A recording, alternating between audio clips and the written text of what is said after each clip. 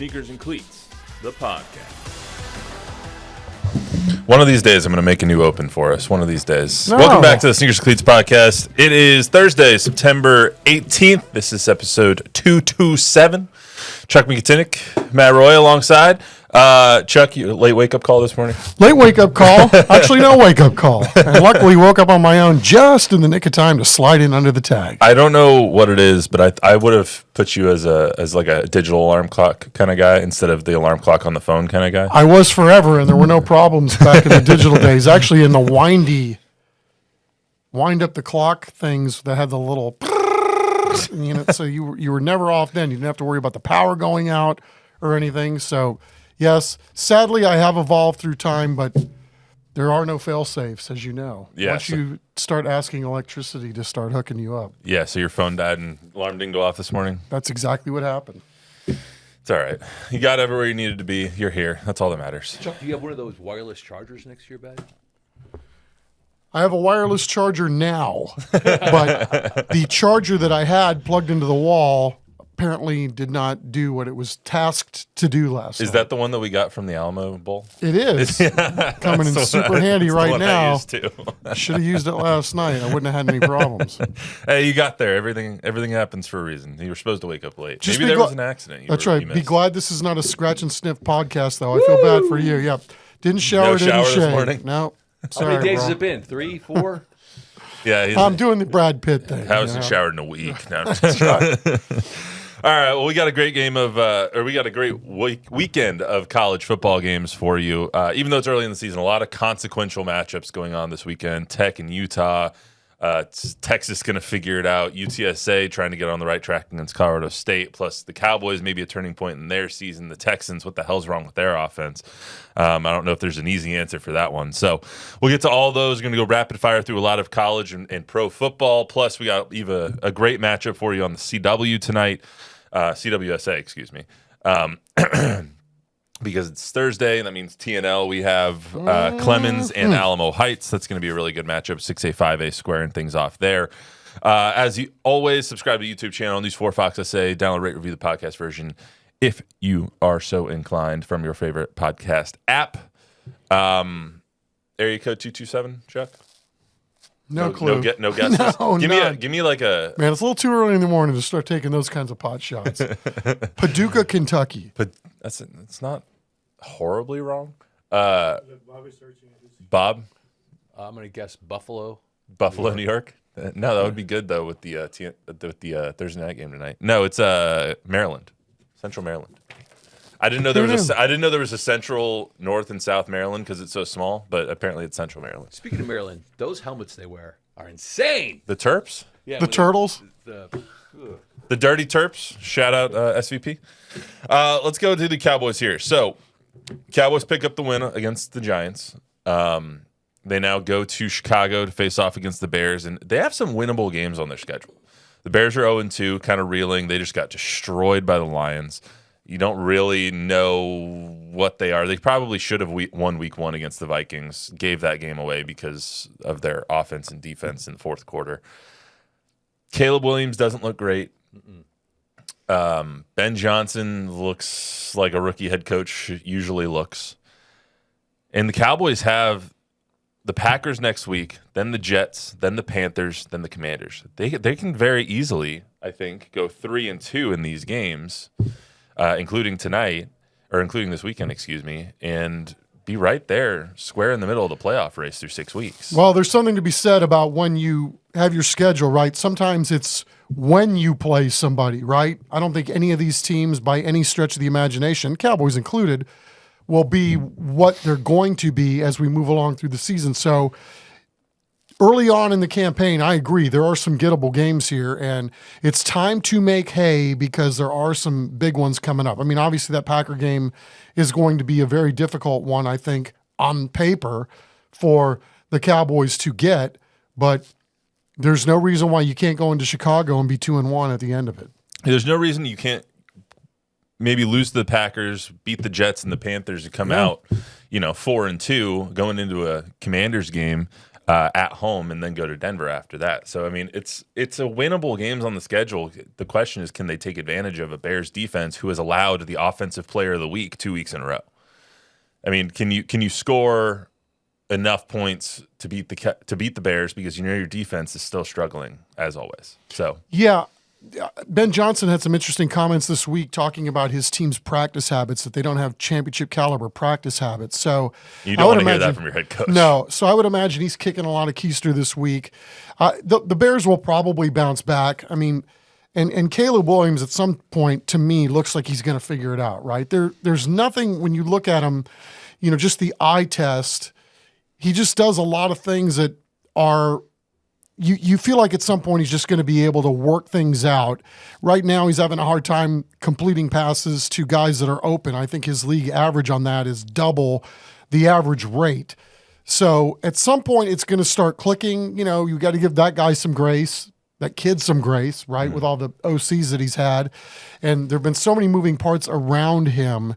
It's hard for guys to develop quickly when there's that going on. But even having said that, the Cowboys will have a rough week of practice too, especially on the defensive end. And so I would expect, Dallas should be able to go in. It's tough to win on the road, but if there's ever a game that you should be able to win on a road, it's this one. Yeah, and Shoddy took a little bit of fire this week because they didn't practice in pads on Wednesday when they typically do, and they're practicing today in pads. But he was like, we played 70 minutes of football. Yeah. Like, we're going to give our guys a little bit of a break, but hopefully they're going to pay us back tomorrow, meaning today, when they get the pads on in practice. Yeah. But I kind of like that he's taking care of the players. But he's always going to be a player's coach first, which sometimes has its drawbacks and sometimes has its benefits. Yeah, he knows his team better than we do, obviously. And for as much as we've beat up on the lack of the pass rush and the secondary issues that they had in the last game, let's give credit where credit's due, right? When they needed to get stops in overtime, when they got the second chance, when Brandon Aubrey bailed them out, right, and got the game to overtime, they got stops in overtime. They got multiple stops in overtime. So maybe something to build on here going into this Bears game. Yeah, I mean, to me, the line really stinks on this game. It's in Chicago, which gives them, usually when you're thinking about a betting line, it's a 3-point home field advantage. So the line is telling you with the Cowboys minus 1.5 that the Cowboys are 4.5 points better than the Bears. I don't know if that's true at this point because their offense is really good, but their defense is just dreadful. So I think the line smells. I think the Bears win this game, though. I really do. I don't think that the Cowboys are good enough at this point to go into Chicago and win. Well, I think it's a week-to-week thing, right? I mean, I think the Cowboys, deservedly so, showed a lot in that opener on the road against the world champs. So we'll see. They showed some grit at least this past weekend, but they did. I mean, sometimes you need some breaks, right? They got some breaks. Obviously, they created their own breaks. And there were some breakdowns, obviously, too. Why did I bring this card? I don't know. Here. I'm trying to make sure that it doesn't end up on the floor, and then I've got to then send it to the cleaners. There's a chair you can put it on. We all see right what's there. going on here. You're going to need a tetanus shot after walking out of the studio. But no, it's all good. I'm going to do this. I'm going to press my back against the chair to make sure that it doesn't fall on the ground. So anyway, we'll see. I think it's a week-to-week thing, and it's hard to tell. And it's hard to say that the Cowboys won't work on things this week and then be better having worked on those things this week. It's just the Cowboys are very much a team where they'll lose to the Bears this weekend and then go out and beat the Packers next week. Like that's just how it feels like it's going to happen. Like maybe they end up 4-2 after these first six games, but it's not the 4 that we thought. Coming. That's fair. So who do you think wins? Bears. I Cowboys? think the Cowboys too. Yeah, I do. I mean, I don't know. I think there'll be some mojo this week that they got from the winning a key divisional game, because they're all key divisional games. It's redundant, essentially. So, yeah, I think they're going to win. I think they're going to work on the things and some of the busts that they had in the secondary, and I think they're going to be just fine. I think that they lose this game. I think that Vegas is telling you that they lose this game by putting the Bears at plus 1.5. So I'll just go with the number. Let's go to what you said is fair, too. Yeah, let's go with the Texans. Texans lost a heartbreaker on Monday. I can't tell. I watched the last play that Nick Chubb run a few times. I can't tell if the Bucs let him score or not. It seemed like they let him score because they knew they had Baker and that he would go down and score too. So I can't really tell if they did or not because the Texans were obviously already in field goal range. So the Texans lost a heartbreaker on Monday night to the Bucks. The Jags lost an even more of a heartbreaker on Sunday to the Bengals when the Bengals lose Joe Burrow. Jake Browning comes in and throws 3 interceptions, and somehow the Jags still lose and don't cover that game. It was 3.5 for the Bengals in that one. But it's 2 teams, and it's a divisional game that it's like, who the hell? I don't know what to think about either of these teams right now. Yeah, I think the Texans defense is elite, right? And it was a weird game, that Monday night game for sure. If you're an elite defense, though, don't you stop the Bucks on that last Yeah, possession? 100%, right? And, they were talking about tacklings, but how poorly they tackled in that game, and they did. But, man, there were some just weird anomalies in that game, too. To your point about letting people score touchdowns, I mean, there was a play where one Texan, on that pass play just completely ran by the guy that had the ball. And, maybe he got juked out. I don't know. But having said that, the Texans obviously have to have this game, right? You can't go down 0-3. I think there have only been 3 teams since 0-2 that have made the playoffs after starting their season 0-3. And I think the Texans have a really good ball club, but they really have to figure out how to piecemeal this offensive line together and grow the offensive line together. And it's really tough to do. If that's where your problems start, it obviously is going to lead to almost everything else, right? I mean, it's hard to run the ball. It's hard to throw the ball. Then you're talking about field position. You're putting the other team in a very enviable spot when they get the ball. They've got to figure that like it's a carryover from all the problems they had last year. Yeah, I mean, I was told that this was a Bobby Slowick problem. Like all offseason, they fired their offensive coordinator. They were like, yeah, it was really on him. He wasn't calling the right plays for CJ, and he wasn't calling the right plays on offense. They're 27th in total offense, 27th in pass yards, 20th in rush yards, last in points per game. And their offensive line, which they've spent so many resources redoing this offseason, is 26th ranked according to PFF. This is not a Bobby Slowick problem. This is a Texans problem. I feel like we were misled the entire offseason. Well, that would be fair, too, through 2 games, right? So, again, it's early. They are right there in these games. Both of their games were winnable. Unfortunately for them, they didn't win them, and now you're behind the 8 ball because I think there were 3 teams last year that made the playoffs after starting 0-2, but this is a big hole, early hole they have to climb out from under. The good news for them is it's a 17-game season, and it's a long one. Yeah, but they also revamped their entire receiving core. Christian Kirk hasn't played yet. Jalen Noel and Jalen Higgins, they're not the only receiver that they throw to on offense is Nico Collins for good reason. Right. Nico Collins is one of the best receivers in the entire league. But you have all these new weapons, and obviously Joe Mixon's hurt and Nick Chubb's taking over, but you have all these new weapons. It's like, what are you doing? What happened to the offense that from 2 years ago that we all know and loved and got him to the playoffs, and CJ Stroud was about to be the next great one, and now he looks like the next bust. Yeah, he looks lost. I wouldn't put him in that category at all. I mean, I think when your offensive line isn't clicking and you're asking a young quarterback to take the next step or make the next leap, I mean, this is a guy that's guided his team to the playoffs 2 years in a row. He's won 2 playoff games, which is a lot more than a lot of other guys. I'm not ready to say he's a bust by any stretch of the imagination. I think he just needs some help. Like, you got to get some of these receivers healthy, and you got to figure some things out along the offensive line, and you got to run the ball. Texans at Jags. Jags are favored by 1.5. Over-under's 44.5. So they're telling you they think the 0-2 Texans are better than the Jags by a 1.5, or the Jags just don't have a 3-point home field advantage, which is also probably true. Who wins? I think the Texans do. I mean, this is a must-win. I like D'Amico's mindset, the way he galvanizes not only his defense but the entire room in terms of being a grit guy. I think they're going to grit one out in this one. I think this kind of reminds me of the Cowboys-Giants game where it's 2 teams that I just don't think are very good, and someone's got to win. I mean, so I'm going to go with the Jags just because I'm just going to go with the home team, but I just don't think it's 2 teams that are very good and don't have a lot going for them on either side of the ball. Because Trevor Lawrence looks more lost than CJ Stroud does at most times. He has fantastic hair, though. He does have fantastic hair, and after he exits football with his $250 million contract, he'll still have fantastic hair. So, all right, let's get to college football here. Texas Tech and Utah, 16-17 matchup. I'm Big 12 Matty, so I put this on first.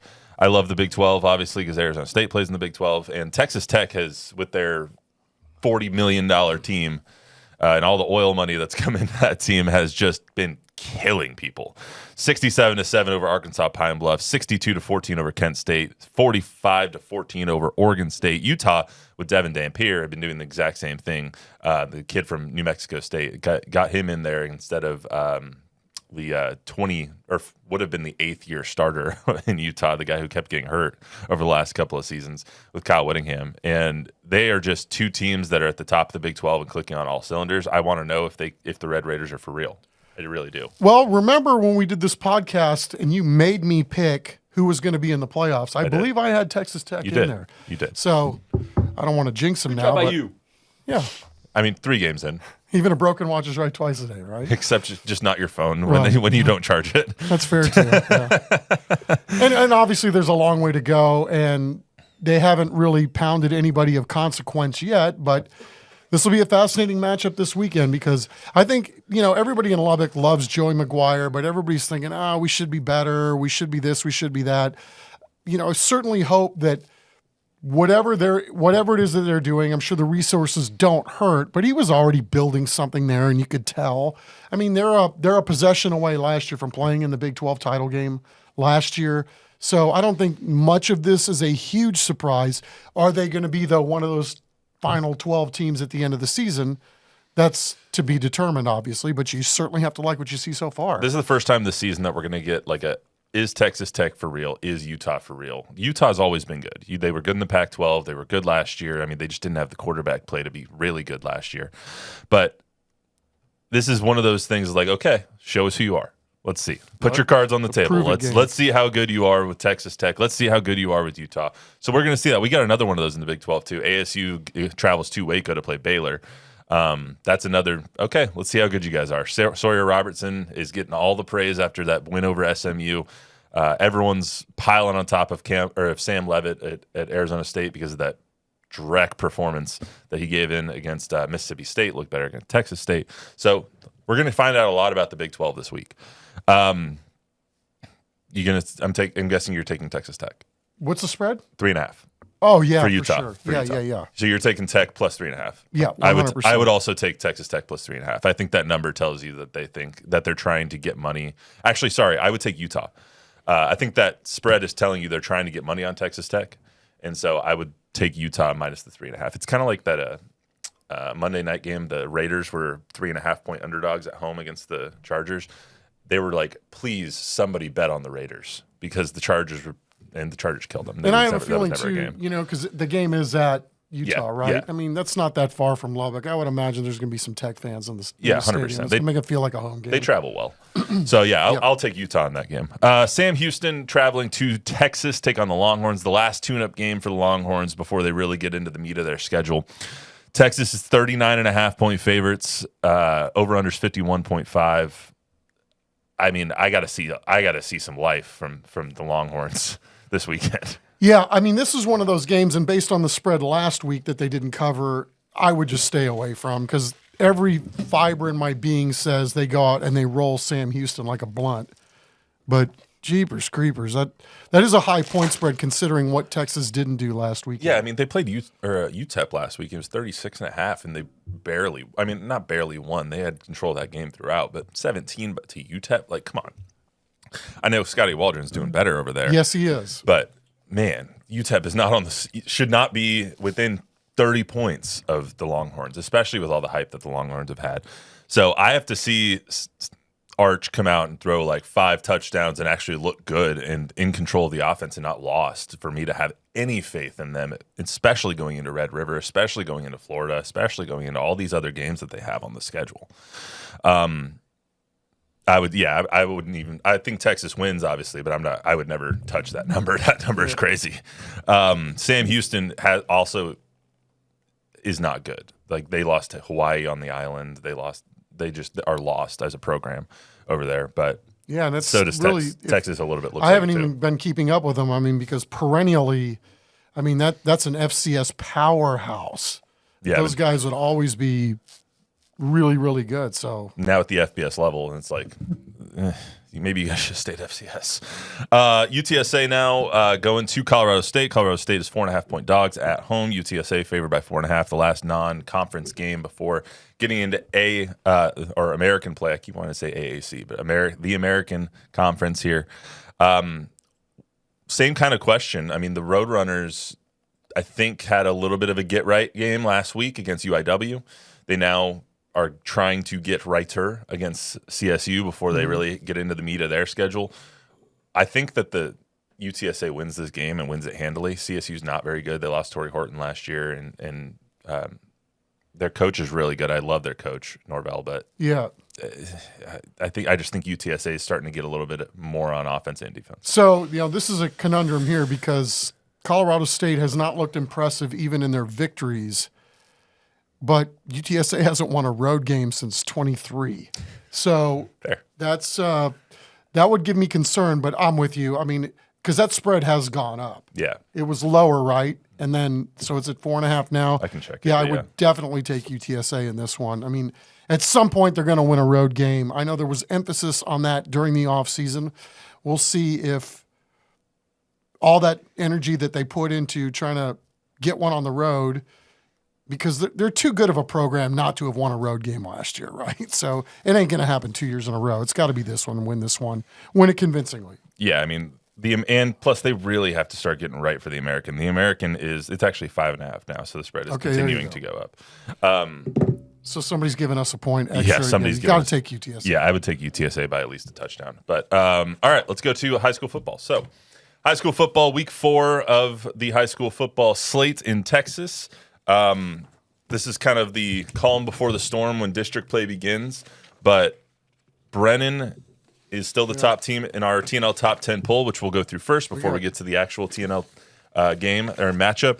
Brennan has a huge game this week. District play is beginning for that North Side district. They're playing Harlan, which is probably their most difficult game left on the schedule. Not to discount the rest of the district, but these are the top 2 teams in the district, and it's not that close. Harlan is number 6 in our TNL top 10 poll. Brennan is number 1. Saturday, Ferris Stadium. That is going to be a hell of a matchup, and the Bears have won 15 straight district games since losing to Harlan, I believe, on TNL 2 years ago. It was a rally. That was a hell of a ball game. This is going to be a hell of a ball game too, man. Talk about starting off district play with a bang, right? I mean, man, sign me up for that one. Yeah, I'm off Saturday, and ASU is playing at 6:30, or I would go to that game just on my off time. Like that's a really good matchup.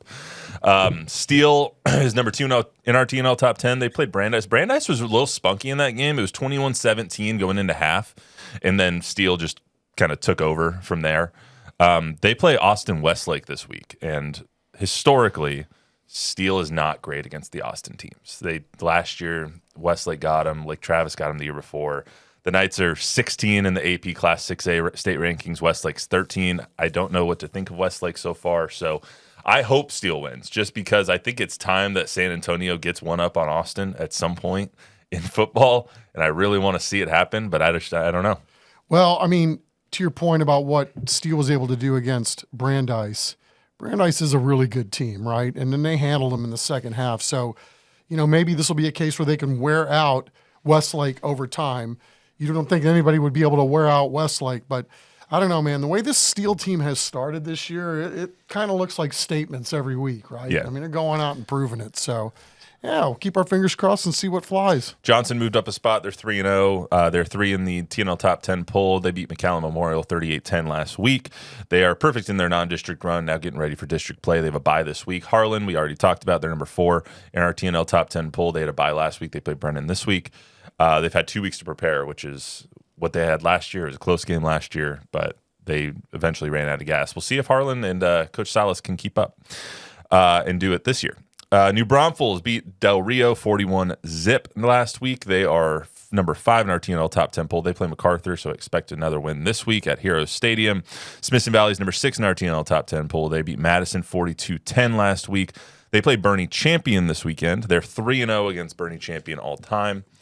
Number 7 is Alamo Heights. So we'll get to them here in a second. They are obviously 3-0. They beat Canyon last week 42-28. They play Clemens tonight on TNL. We'll talk about that in 1 second. They're averaging 55 points a game on offense. It helps when you score 70 week 1 against Seguin.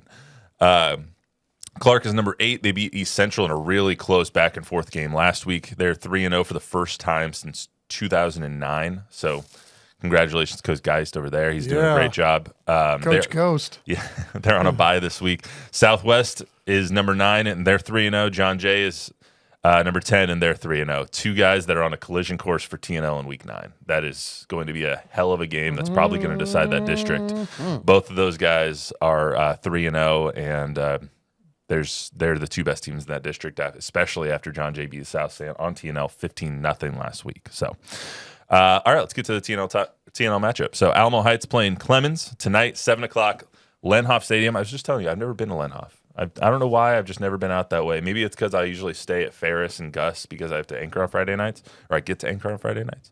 But, yeah, I've never made it out to Lenhoff. Well, we can't say enough at TNL for the things that the Lenhoff family has done for the broadcast. I mean, when we were first starting this, we could get very few school districts to participate, and Coach Lenhoff back in the day was like, hey, you guys, whatever you need, we'll be there to help you do it. You know, SAISD was another one.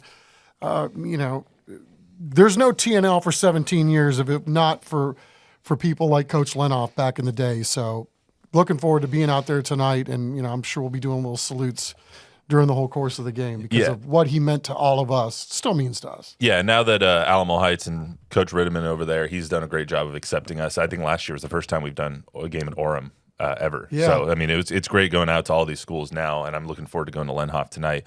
As far as the matchup goes, Ron Rittiman lost game since 2019. Like, when you think of peak efficiency and peak programs in our area, Alamo Heights is just one of the top ones, and it's not even close. Like, you can't have a conversation about best programs in our area without Alamo Heights being on that list. Yeah, well said. I mean, they've blown out all 3 of their opponents to start the year. It's, you know, it doesn't matter who they lose. They lost a dude, obviously, last year to the University of Texas. But even when we did that game last year, right, that was not a one-man operation last year, right? They had dudes last year. And I know when we left the stadium last year, we were talking about who the best player might have been on the field was DK Garza, right? He's the best player on every field now that they go on to, because he is one of the best players in our, probably the best running back in our area. Wildly under-recruited. Yeah. Wildly under-recruited. Let's hear from Coach Rittiman. We got a chance to catch up with him a little bit earlier this week. 3-0. This was, for lack of a better term, this was supposed to be kind of a figuring out, rebuilding type year. Doesn't show that way. What is working so well for the Alamo Heights Mules? Well, I do think, you know, they've been hearing this since last December about losing that great senior class, and so we've had some guys that have really stepped up. I think we're ahead of the learning curve. I thought it would take us 3 or 4 games to kind of, you know, do certain things with execution and finding the right pieces to the puzzle and the team chemistry. But I think this group is a little bit ahead of the curve. We've played 3 good teams and have had 3 good results. We still have some work to do. We still have some things we can get better at, which makes it exciting because our potential is still, you know, I don't think we're close to where we're going to be down the road. So this would be a good week to put it all together and play a perfect game. Is there anything that this team has shown you that's a little bit of a surprise this early in the season, whether it be leadership, offense, defense? Is there anything that kind of shocks coaches at this point? I don't know about shock. You know, we have high expectations and high standards around here, and so we expect to play well in all 3 phases. But the truth is we have played well in all 3 phases. And that's how I'm saying we're probably a little bit ahead of the curve on that. I didn't know how long it would take, but our team chemistry seems to be gelling, doing good. Our player leadership seems to be making good strides. And so right now I'm happy with where we are, but I also can tell you that we can be a lot better. Last year you guys were on TNL. This year, same rematch, back on TNL. What does that mean for the Heights community as a whole to be able to be showcased on television for all of South Texas to see? Well, I mean, we're always excited and proud of our program and our community, and this is just the way that a lot of other people get to see how our kids behave on the field, how they play the game. We think we do it the right way. We try to play with high effort and high character every snap of the game, and for us to be able to put that on TV and let other people see that, I think it makes our community proud of the way our guys play football.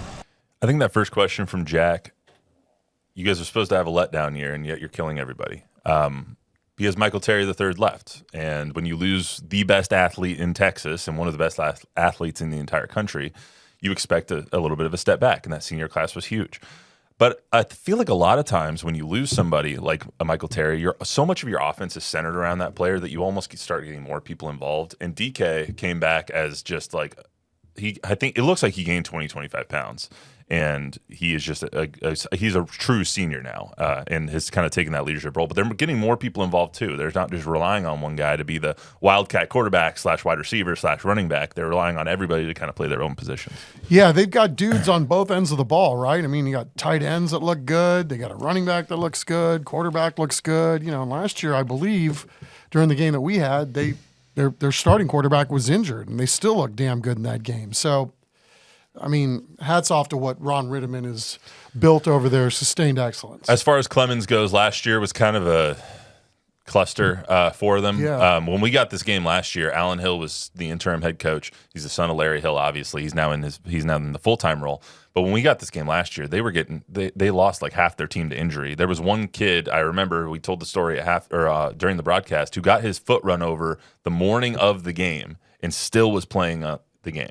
Like, they were just a anything that can go wrong will go wrong kind of team last year. This year they've kind of stepped up and are heading in the right direction, but I mean, it couldn't have gotten much more down than they were at this time last year. And remember, they were dealing with tragedy too. I mean, they had one player come home from school and he found his mom dead. Yeah. I mean, and having to deal and traverse your way through all that, I can't imagine a job being any harder than what Alan Hill had to deal with last year.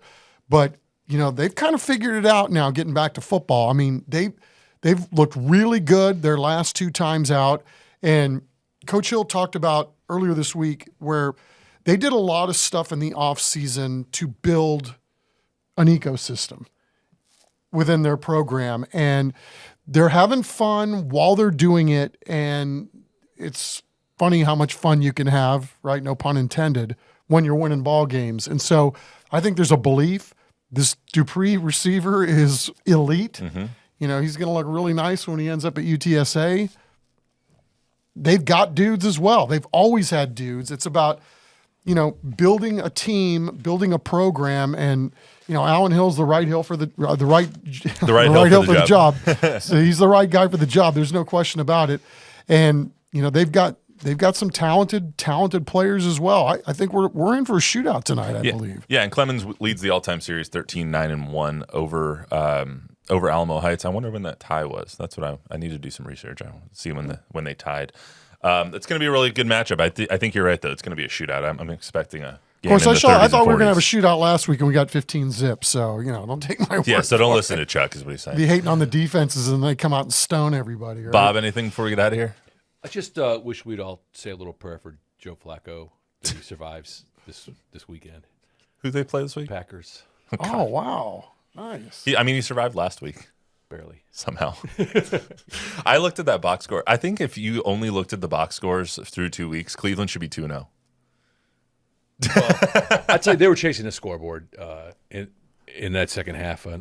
So those numbers are. But week one, they should have won that game. I mean, it doesn't help when you basically turn the ball over like 3 times in your own side of the field. It was rough. It was rough to watch. And especially when Derrick Henry only Twin had Peaks got me through it, though. Huh? Thank you to Twin Peaks for getting me through that game. All right, that's all we got for you on. You need to call them and get them as like a sponsor or something. Yeah. You just shout them out enough. At least give me some drinks. All right, let's down to review the podcast version. If you're so inclined, give us a 5-star rating. Tell a friend, tell an enemy. We'll be back on Monday with a review the entire weekend of college, pro, and TNL. So we'll be back then. See you then.